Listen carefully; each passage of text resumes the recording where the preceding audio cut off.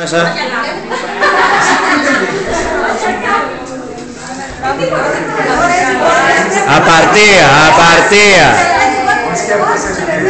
Απαρτία. Δαφνάρα ετοιμάζεται για την πολύ αγαπημένη της αδερφή να την κάνει surprise. Τζέιν Φόντα εκεί πίσω. Την πουλάω. Και φυσικά επιτρέπεται η είσοδος για μένα.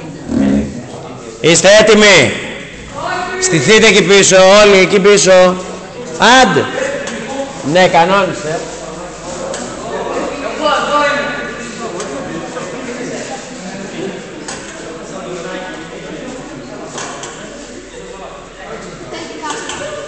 Όχι. Έλα. Κουτσάθηκε το κορίτσι μου.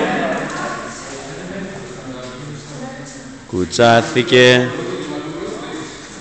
Μόλις τελειώσαμε. Φτάνει για σήμερα.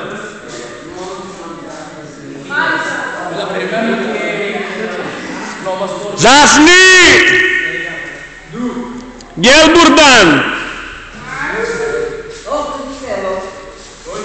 Να ζήσεις παγώνα και χρόνια πολλά, μεγάλη να γίνεις με άσπρα μαλλιά, παντού να σκορπίσεις της νότης στο φως και όλοι να λένε να μία σοφός.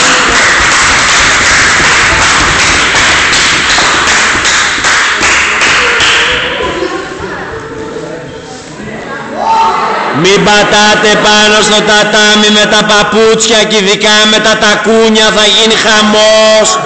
Πετώντας δεν με ενδιαφέρει. That's all, folks.